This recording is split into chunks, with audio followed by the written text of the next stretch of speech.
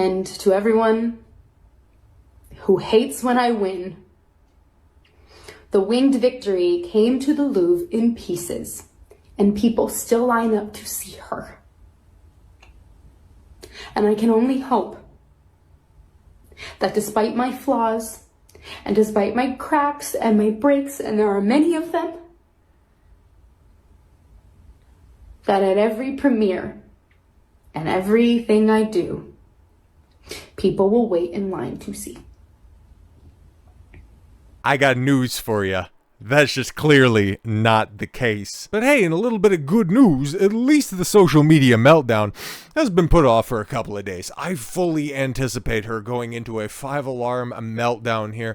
Very likely, oh God, I would think it's going to be interesting, right? Because we're at least in for another week of cope when it comes from the shills. So she's probably going to put on a brave face for a while, saying that it's the #1 movie in the world. And I mean, do we even need to make just the obvious claims that there's no competition that's out there, and realistically is like, yeah, you're #1 movie in the world, but you're very much the tallest dwarf in this situation if we're going to keep it a buck. Because here's the thing, man, a lot of people over the weekend were talking about, and there's a reason that I didn't want to do a video and didn't do a video about the early projections, because yeah, there was all of that talk that, yep, Snow White at $87 million worldwide haul. Okay, the domestic box office 43 point something or other, just points under other contemporary live-action remakes. And I, for one, am somebody who waits for the official numbers to come in. I don't want to go on projections, because more often than not, it's hilarious if they over-project,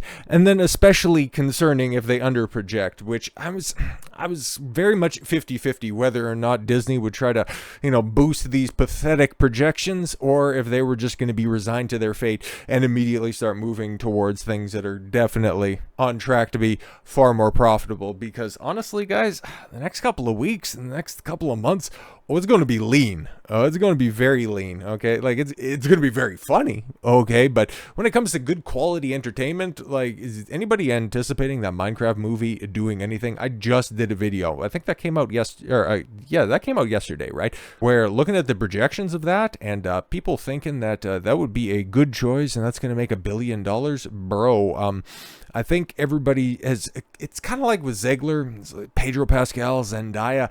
Everybody's really tired of Jack Black. Now, I for one, I like School of Rock, but that was what, 2004 or something like that? Like, I've been over Jack Black for a long time. Like, if he wants to do voice acting, he's definitely charismatic enough to do that. But who's ever called for him to be Steve, live action protagonist for the Minecraft movie?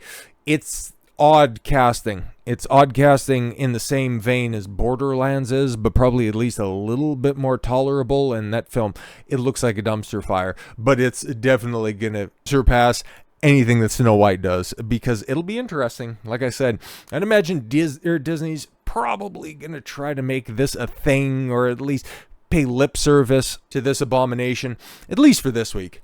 Maybe next week, but anything longer than that, like, okay, by the time that April rolls around on the calendar, they're gonna really kick in the Lilo and Stitch hype, okay? Because it's not like that film's gonna be a hell of a lot better, because I've heard a couple of reviews and listened to a few breakdowns of this, and yeah, it sounds like a complete and total dumpster fire.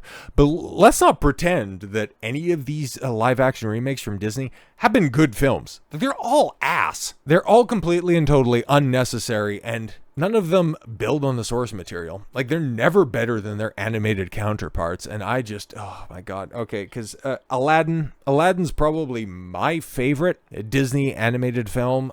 The one that I probably watched the most, especially from the old, the classic animation, like Fox and the Hound. That's right up there as well. Bambi, probably right up there too. And yeah, I've seen the original Snow White, and just also seeing clips of that. That's the one good thing I can say about this live action remake, is just it's allowed people to post their appreciation for the original from the 1937, and to just see, it's like to see those clips is one thing, okay, and just how they stand out, just the color palette, the animation is just so smooth, and then to put it in context, that came out, and those technological achievements were made nearly 100 years ago. That's crazy. That is absolutely insane. then also you can use that same vernacular and go ahead and juxtapose that onto this live action remake. And wow, it's crazy. It's definitely insane, but not in the same way. Like, this is just, it's so bad. It's so stupid. But no, I'm not going to be reviewing the movie. At least not in this video. I don't know, man. Maybe eventually when it comes around, you can get like a good high quality copy of it. Might cut it up like that, because this shit just is, oh my god, it's atrocious, man. And the box office and the people have spoken on this one. An $85 million worldwide, and especially the way that it breaks down, where you got practically a 50-50 break between domestic and international. Oh yeah, it's tough, okay? Because the thing about these live action remakes is normally the international does a lot of the heavy lifting. Like a couple years back in 2023 with The Little Mermaid, when it came out, it was still a flop. Like, let's not get it twisted. But it was very much a flop on domestic shores. And I think like 60 or 70% of the box office came from international markets. So people trying to spin that as somehow turning a profit. You have to also realize that a lot of the international box office, the studios are only getting like 25 to 40% of the take. So it's an even bigger failure once you start to peel back the layers on this complete dumpster fire. But yeah, now that we have the confirmed dailies out here, it's even worse, okay? Because I've seen some things and some comparisons, like the 3.5 million in previews. That was under, oh my god, just about every other movie that we've talked about in the past couple of years. Indiana Jones, The Flash, The Marvels, for Christ's sakes. And to really drive home how bad this is, $42 million opening weekend. I said it before, and I made what I thought was a very strong suggestion. Could it perhaps underperform The Marvels? I didn't think it would, but it did. Remember, The Marvels, $46 million opening weekend. The previous avatar of bad behavior and narcissistic tendencies, Brie Larson, put up a 4 spot on Rachel Zegler, the current wearer of that crown. It's insane, man. Like, this thing, there is no goodwill behind this. We'll take a look at the reviews tomorrow and the way that it's going to be spun, because it's a completely out of control dumpster fire, where everybody's going to try to pretend that this thing doesn't exist, but it's going to be in 4,200 theaters for a while, and all of those theaters that it got from Captain Black Falcon America, man, it's going to be in for a tough time, at least until the end of May, when Lilo and Stitch can come in and hoodwink some people into thinking that, you know what, these live-action remakes maybe aren't so bad after all. Maybe Snow White was, in fact, just a one-off, and I think that's more than likely what Disney's going to end up doing with this. But here's the thing, right? Like, you take a look at Disney's old treasure trove, and unless they start to really dig deep on some of those one-offs, they don't really,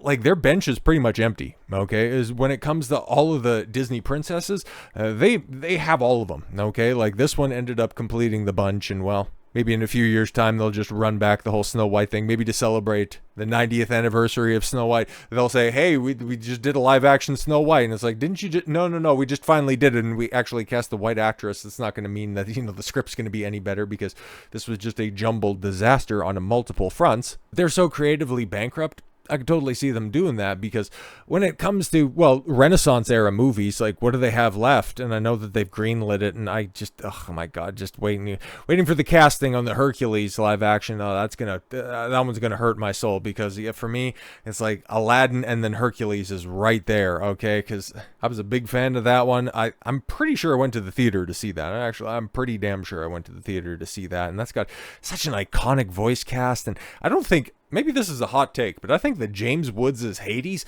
is full stop one of the most, I would say probably the most iconic Renaissance era villains. Like, he's right up there with like Jafar and Scar. And Gaston, from a certain point of view, isn't necessarily the villain, but I put Hades right up there, you know, from voice performance to him nearly winning the day. Like, he got Hercules to give up his powers, but I digress. That movie's going to hurt me a lot when it ends up coming out, and we know that, well, at Disney, and also what else is coming out this year in the realm of live-action remakes? You got DreamWorks dabbling with it when it comes to How to Train Your Dragon, and that's going to make a lot of money, because people like familiarity. They don't like creativity. They'll complain about it after the fact, but then at the same time, when you ask them, oh, how many of those live action remakes did you see? Oh, all of them? Oh, okay, cool. So it's not so much that you care about the artistic endeavor put forward by these studios. You just want stuff that you know and love with just a different coat of paint on it. But that's, of course, another topic for another time. But do you think Disney's gonna stop at remaking their own animated works? Are they going to continue to go further into the future and do like a live action, what, Big Hero 6? Is that them? I think that is. Or are they going to start dabbling into Pixar?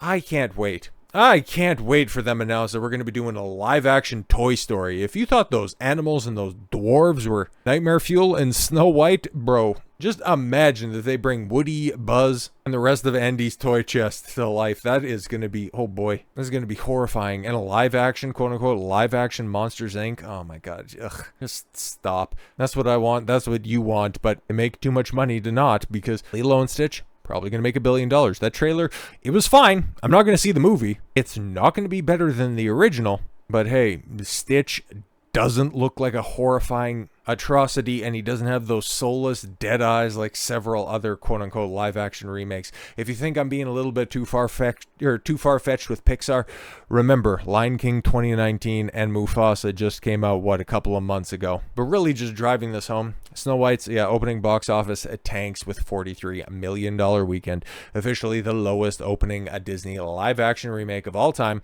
as Access Media finally admits defeat. Yeah, there's no second look, actually, it's winning in a certain demographic, like another bomb that we're going to talk about in the third video of the day. Yeah, there's no spin to be had here because everybody hates this film. Like, there's those couple of shills that came out in the first couple of days prior to the embargo lifting, but nobody's speaking positively about this film. Well, HIV maybe. The numbers are out, and Disney's latest live-action gamble has officially face-planted. Who could have seen that coming?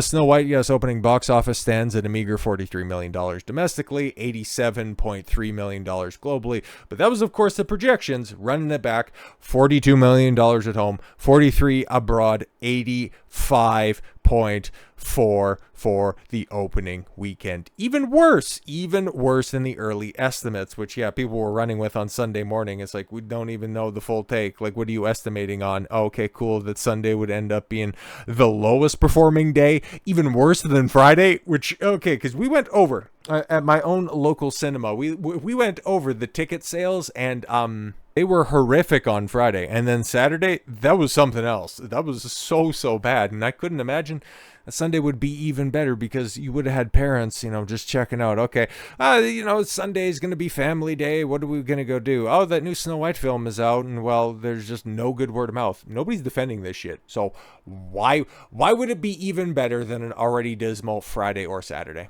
Put it plainly, this isn't just a stumble, it's an outright disaster, especially when the film carries a $250 million plus production budget, and that's about the low end of what we anticipate. And that's not really factoring in the additional rounds of reshoots, re-editing, and all of the extra crap. But we're going to find out exactly how much this movie cost, because a lot of it was shot in the UK. So we're eventually going to get those tax documents at the end of the year at the latest. So yeah, we're gonna have a few more videos on how bad this film ultimately was for Disney. Analysts, yes, were once optimistically projecting over $50 million domestically, and even lowball estimates hovering around $45 to $55 million range. But yes, they decided, well, Snow White seen that barrel, and instead of hitting the bottom of it, they decided to go under the barrel.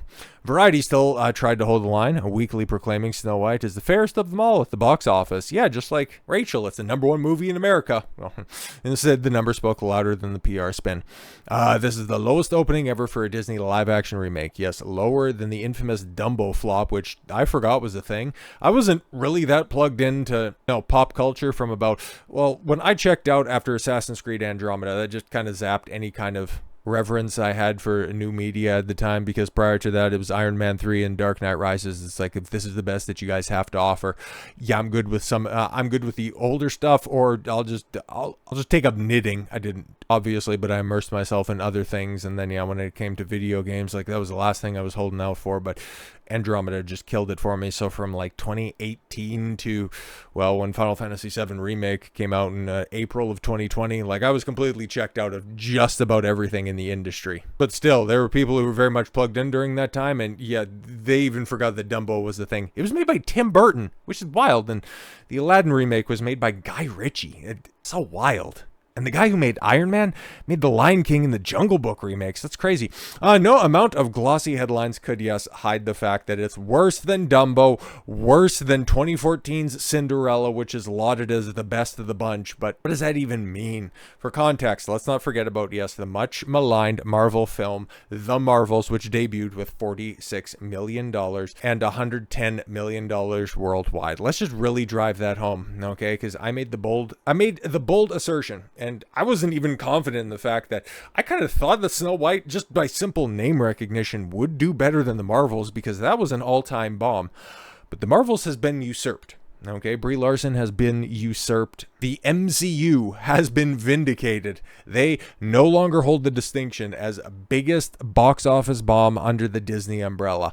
That distinction lands firmly with Snow White, and I don't think there is much on the horizon, okay, for as totally forgettable as the Thunderbolts looks. And unless the MCU decides to go ahead with a Young Avengers film, I don't anticipate anything performing worse than Snow White in the near future. I think this film, when it's all said and done, because it's not going to have the open runway of long-term no competition like several of its other contemporaries, because like it or not, the Minecraft movie and a couple other things are going to be coming out in relatively short order. So the best thing that Disney can do with this one is try to shill it as best they can for a week or two, pivot their promotion to Lilo and Stitch, turf this onto Disney Plus, hopefully get a couple of eyeballs on it, and then just forget it ultimately happened. But is this going to have a knock-on effect for Rachel Zegler's career?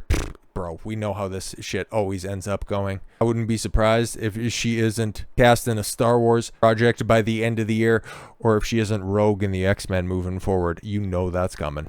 So with all that said, thank you all very much for the gift of your time. I've been Don Consuelo. I want you to follow your gut and get after it. Take care, everyone.